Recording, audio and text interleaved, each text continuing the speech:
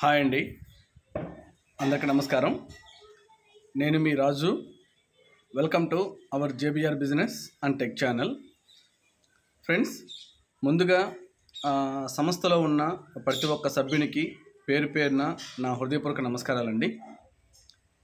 మీ అందరికీ తెలుసు, సంస్థ అధినేత గారు ఈ మధ్యకాలంలో డీ కాయిన్ అని చెప్పి ఈ పదాన్ని ఎక్కువగా ప్రస్తావిస్తూ ఉన్నారు. నేను మీకు డీ కాయిన్ ఇస్తాను, సీఈఓలకి, సూపర్ సీఈఓలకి అండ్ అలాగే బైక్ విన్నర్స్కి, కారు విన్నర్స్కి, నీకు నువ్వే తోడు అకౌంట్స్కి, హైయర్ ఎడ్యుకేషను ఇట్లా అండ్ నార్మల్ అకౌంట్ హోల్డర్స్కి వీళ్ళందరికీ కూడా నేను డీ కాయిన్ ఇస్తానని చెప్పి సంస్థ అధినేత గారు పదే పదే ఈ విషయాన్ని మనకు చెప్తూ ఉన్నారు. సో దీనికి సంబంధించి ఆల్రెడీ ఎవరైతే బీసీటీ అడ్రస్సు వారి సేవింగ్ అకౌంట్స్లో అప్డేట్ చేసేసి ఎవరైతే 12 రూపాయల కూపన్ని యాక్టివేట్ చేసుకున్నారో, గత 3-4 రోజుల మీద జరుగుతుంది ఈ ప్రాసెస్. అప్పటి వరకు నిన్నటి వరకు ఎవరైతే యాక్టివేట్ చేసుకున్నారో వాళ్ళకి ఆల్రెడీ ఒక డీ కాయిన్ అనేది ఇవ్వటం జరిగింది. సో ఇప్పుడు ఈ డీ కాయిన్కి సంబంధించి చాలామంది సభ్యులు చాలా రకాల క్వశ్చన్స్ అనేది అడిగారన్నమాట. సో ఈ క్వశ్చన్స్ అన్నిటినీ నేను గ్యాదర్ చేసి సుమారు ఒక 8 క్వశ్చన్స్ వీటన్నిటిని గ్యాదర్ చేసి ఎండి సారు మెసేజ్ చేస్తున్న నెంబర్కి నేను మెసేజ్ పెట్టడం జరిగింది. ఈ 8 క్వశ్చన్స్ మీద మీ క్లారిఫికేషన్ ఇవ్వండి. అసలు ఏంటి డీ కాయిన్, ఎందుకు మీరు కొత్తగా దీన్ని సృష్టించాలనుకుంటున్నారు, దీన్ని ఎవరెవరికి ఇవ్వాలనుకుంటున్నారు, లేదు అసలు దీన్ని ఎలా ఇస్తారు, అకౌంట్లోకి ఇస్తారా, ట్రస్ట్ వ్యాలెట్లోకి ఇస్తారా, లేదు దీని వాల్యూ మీరు 1000 రూపీస్ అని చెప్తున్నారు, అసలు ఇంత మొత్తంలో లిస్ట్ చేయటము సాధ్యమా కాదా, ఇందులో మీకు వచ్చే లాభం ఏంటి, ఈ డీ కాయిన్ని సృష్టించడం వల్ల మీకు వచ్చే లాభం ఏంటి, ఇట్లా ఒక 8 ప్రశ్నలు అంటే అన్నీ కవర్ అయ్యేలాగా 8 ప్రశ్నలు నేను మెసేజ్ చేయడం జరిగింది. సో ఆ మెసేజ్కి సంస్థ ఎండి గారు రిప్లై ఇవ్వటం జరిగింది. అంటే గ్రూపుల్లో సార్ అప్పుడప్పుడు మెసేజ్ పెడుతుంటా కదా, అదే నెంబర్కి నేను మెసేజ్ చేశాను, ఎండి గారు రిప్లై ఇవ్వటం జరిగింది. సో ఆయన ఇచ్చిన వాయిస్ మెసేజ్లు వివరణ ఏదైతే ఉందో, నేను అడిగిన ప్రశ్నలు దాని తాలూకు వివరణ అనేది నేను మీకు ఇప్పుడు మీ ముందు పెడుతున్నాను. ఒకసారి జాగ్రత్తగా విని అర్థం చేసుకోండి. ఇంకేదైనా డౌట్స్ ఉంటే కూడా నాకు కామెంట్ రూపంలో తెలియచేయండి. అది కూడా నేను ఆయనకి మెసేజ్ పెడతాను. ఒకవేళ స్పందిస్తే ఆ విషయం కూడా నేను మీకు తెలియజేస్తాను. ఓకేనా? Thank you. జై హింద్, జై భీమ్. Good morning ladies. ఇందులో ఒకటో ప్రశ్న, డీ కాయిన్ అంటే ఏంటి? డీ కాయిన్ అంటే డాడీ కాయిన్, ఇది తెలిసిందే. డాడీ అంటే ఏంటి? నేను మిమ్మల్ని అందరినీ డాడీ అని ఎలా పిలుస్తానో, నేను వర్ధన్ బాబుని కూడా డాడీ అని పిలిచేవాడిని. వాడు ఎలాగో డాడీని పిలుస్తాడు, డాడీ కాబట్టి. కానీ వర్ధన్ బాబుని కూడా నేను డాడీ అని పిలిచేవాడిని. ఇది మీలో చాలామందికి పిల్లల్ని నాన్న, ఇంగ్లీష్ అయితే డాడీ అని పిలవడం, తాత అని పిలుస్తుంటాం మనం. అంటే వాళ్ళని బాగా ఓన్ చేసుకోవడం అన్నమాట. సో ఇప్పుడు కిబో అనేది పూర్తిగా వాడి పేరు అయినప్పటికీ, కిబో ఇప్పుడు 2 విధాలుగా అది విడిగింది, 2 కాయిన్స్ అయింది. అలాగా కేబీసీ ఒకటి పెట్టాం, దాని కారణాలు మీకు కొంత తెలుసు, అది వేరైంది. మళ్ళీ బీసీటీ పెట్టాల్సి వచ్చింది, దీని కారణాలు కూడా మీకు తెలుసు, ఇది వేరే. అందుకోసం ఇప్పుడు వాడి పేరు మీద కాయిన్ లేదు, వద్దునది ఉన్నది, కానీ నేను విడదీశాను. అందుకని డీ కాయిన్ అనే దాన్ని, డాడీ అనే కాయిన్ని విడుదల చేశాను. దీని వివరాలు మీకు త్వరలో ఇంకా కొంచెం క్లుప్తంగా చెప్తాను. ఇక రెండో ప్రశ్న, జేబీఆర్ మీరు ఇచ్చిన రెండో ప్రశ్న, ఎందుకు మీరు డాడీ కాయిన్ని క్రియేట్ చేయాల్సి వచ్చింది? దీనికి ఆన్సర్ ఏంటంటే, నేను ఎందుకు చేయాల్సి వచ్చిందంటే, క్యూబో కాయిన్ మీద నేను కొన్ని వాగ్దానాలు చేసున్నాను. కొన్ని ఇలా చేస్తాను అని చెప్పేసి దాని మీద చాలా వర్క్ చేశాను. మీరందరూ నాకంటే ఇంకా బలంగా మీరు వర్క్ చేశారు. కారణం ఏదైనప్పటికీ ఆ కాయిన్ని నేను ప్రతి సంవత్సరం, కారణం ఏదైనా నేను ఆ కాయిన్ని ఎవ్రీ ఇయర్ 0.25 చొప్పున 100 ఏళ్ళకు పైబడి ఇవ్వాలనుకునే నా ఆశని కొన్ని కారణాల చేత వదులుకోవాల్సి వచ్చింది నేనే. అంటే మనం ఇప్పుడు 2 కాయిన్స్గా విడదీయడం, దానికి ముందు నేను బాగా ఈ అన్వేషణలో నేను మీకు దూరంగా 2 ఏళ్ళు ఉండడం, నా హెల్త్ పరంగా కానీ ఈ మంచి ఆలోచన పరంగా కానీ అప్పటి వరకు ఉన్ని దాన్ని మార్చుకోవాల్సి వచ్చింది కానీ లేట్ అయింది. సో ఆ కారణాలు అన్నీ కలిపి దీన్ని ఎలా చేయాలి, మరి నా కోరికలన్నీ, నేను ఇచ్చిన మాటలన్నీ ఎలా తీరాలి, అందుకే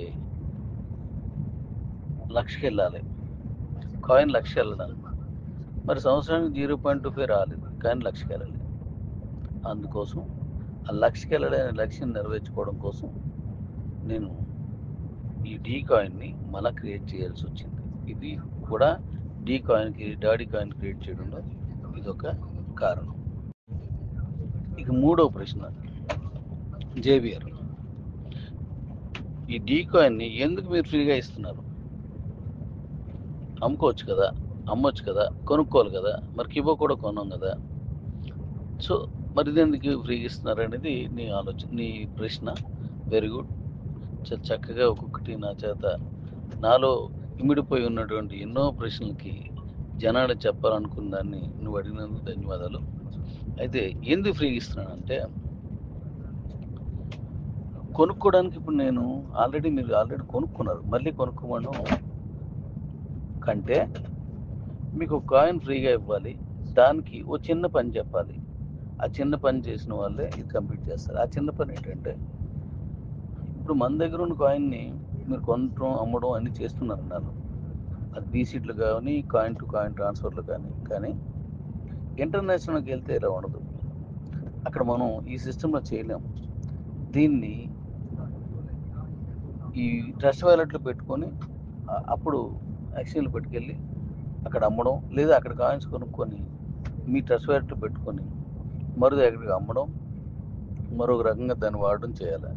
మరి ఇది అందరికీ రాదు కాబట్టి అందరికీ ఇది ధరను తగ్గించే అవకాశం ఉంటుంది. ఆ వర్క్ చేసిన వాళ్ళకి ఇచ్చి దీని ధరను కూడా పెంచాలని ట్రస్ట్ వ్యాలెట్లో ఎవరు పెట్టుకున్నారు, కూపన్ ఎవరు యాక్టివేట్ చేసుకున్నారో వాళ్ళకి ఇవ్వడం మంచిదని చేశాను.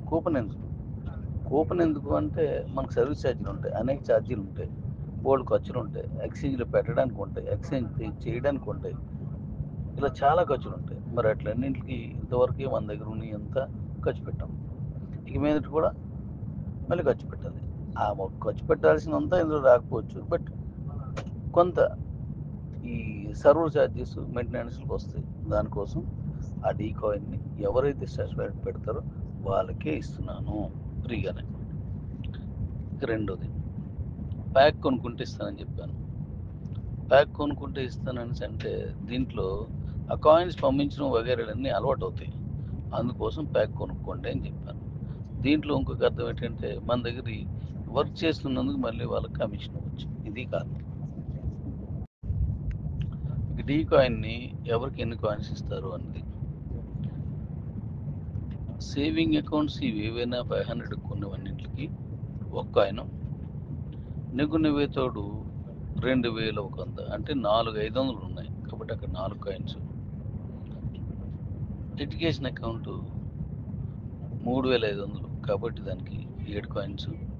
హైర్ 7000, అందుకోసం 14 కాయిన్స్. అలాగే అకౌంట్ని బట్టి అవి ఇవ్వడం జరిగింది. ఇది కాకుండా సెల్ విన్నర్, ఆ సెల్ విన్ అవ్వడానికి కొంత కమిషన్ తీసుకొచ్చాడు కాబట్టి తనకి 1.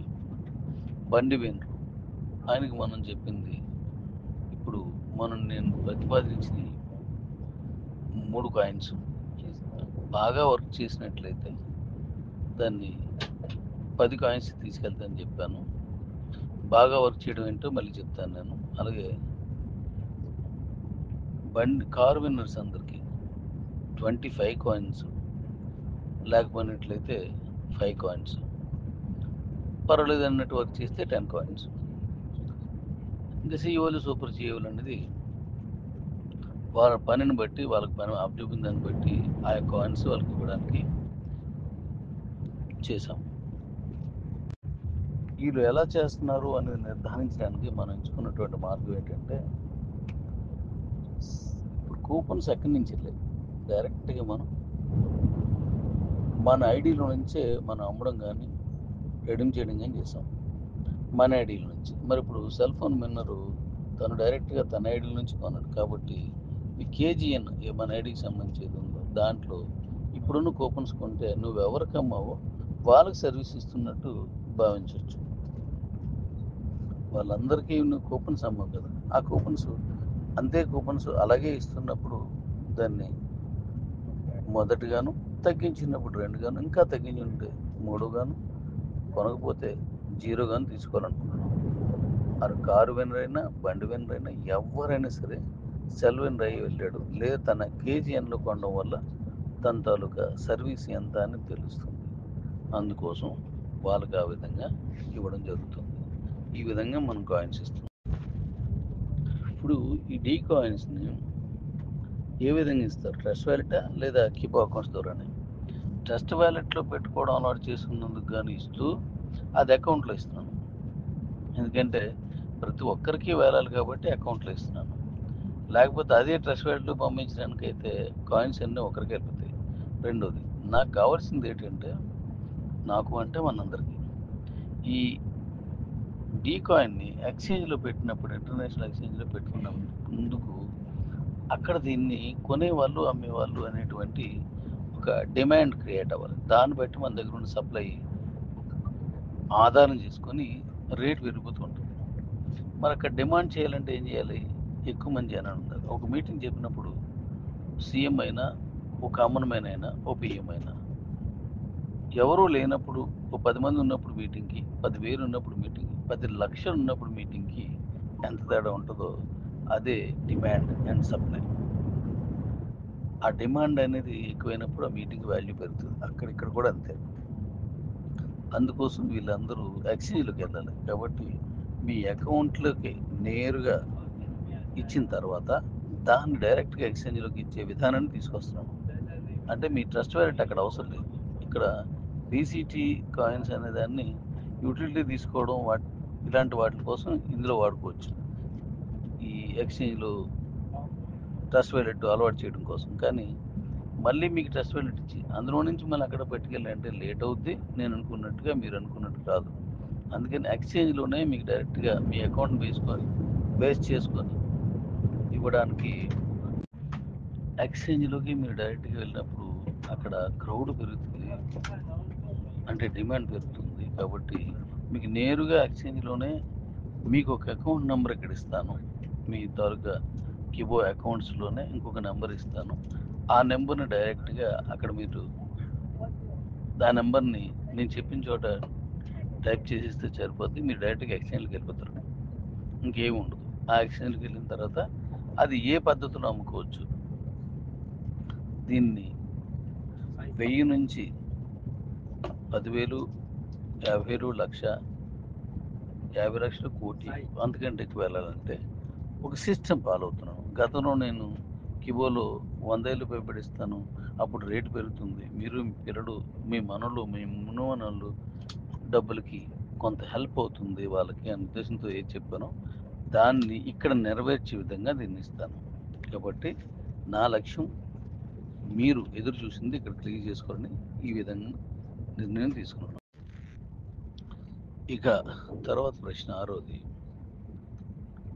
టీ కాయిన్ని మీరు చెప్తున్నట్టు 1000 రూపాయలతో మొదలు అసలు ఇంత రేట్లో ఒక టోకెన్ కానీ లేదా కాయిన్ కానీ లిస్ట్ చేయడం సాధ్యమా? ఎస్, సాధ్యమే. ఎలాగో చెప్తాను. ఏ ఎక్స్చేంజ్లోనైనా ఏ కాయిన్ అయినా తను క్రియేట్ చేసిన కాయిన్స్ అన్నింటినీ ఎక్స్చేంజ్లో పెట్టరు, ఆ మొత్తానికి ఒక రేట్ పెట్టరు.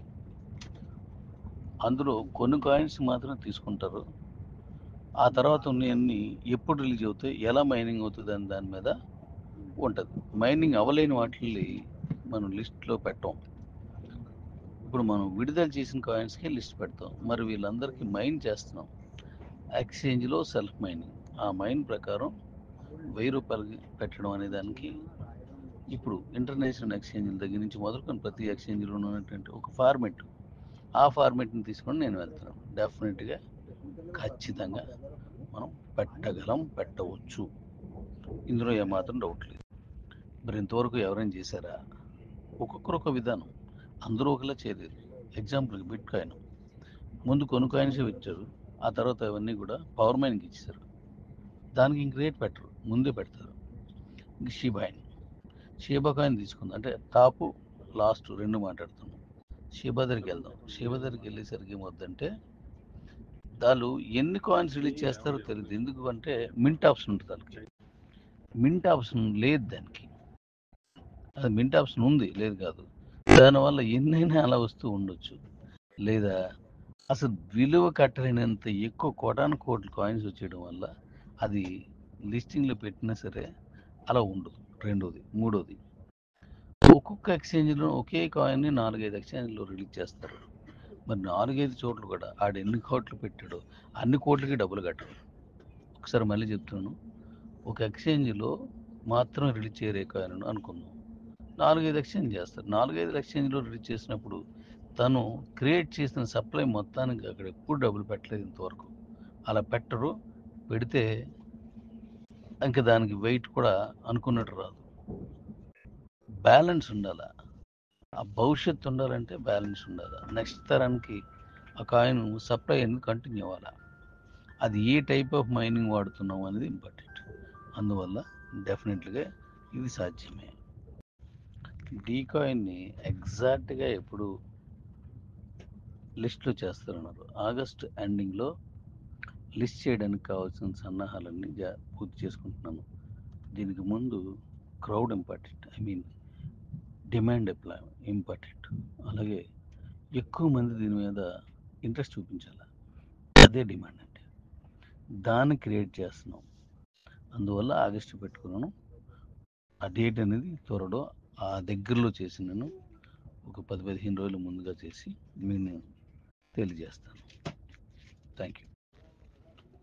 నేను పై ప్రశ్నలో చెప్పకుండా వదిలేసిన ప్రశ్న ఒకటి చివరిలో చెప్దామని దాన్ని చెప్పడం మానేశాను. ఇప్పుడు మీకు అర్థమవుతుంది. ఇందులో మీకేంటి లాభం? నాకు లాభాలు చాలా ఉన్నాయి. మీ అందరికీ ఇచ్చిన మాట నెరవేరుతుంది, అది మొదటి లాభం. అలాగే మీరు ఎదురు చూస్తున్నటువంటి ఒక మంచి రేటు నేను ఇక్కడ తీసుకురాగలను. అలాగే అమ్ముకున్న వాళ్ళకంటే భవిష్యత్తు కోసం దాచుకోండి, దీనివల్ల మీకు ఉపయోగం ఉంటుందని నేను ఎప్పటి నుంచో చెప్తున్నాను కదా. అందుకోసం ఇప్పుడు భవిష్యత్తు కోసం ఎవరు అయితే ఎదురు చూస్తున్నారో ఆ ఎదురు చూసే విధంగా దీని మైనింగ్ని తీసుకొస్తున్నాను. కాబట్టి మీకు భవిష్యత్తుకి ఇవ్వడంతో పాటుగా ఇంతమందికి ఉపయోగపడే విధంగా దీన్ని చేయడం. సేమ్ టైం ఈ కాయిన్స్లో మరి మనం అనుకున్న రేటు తీసుకెళ్ళడంలో నా పాత్ర ఉండాలి. కాబట్టి దానికి బోర్డు ఖర్చు ఉంటుంది, సంవత్సరాల తరబడి మెయింటైన్ చేయాలి. అందుకోసం నా కాయిన్స్ నాకు ఉంటాయి. అందరం బాగుపడాలంటే ఇది చెయ్యాలి.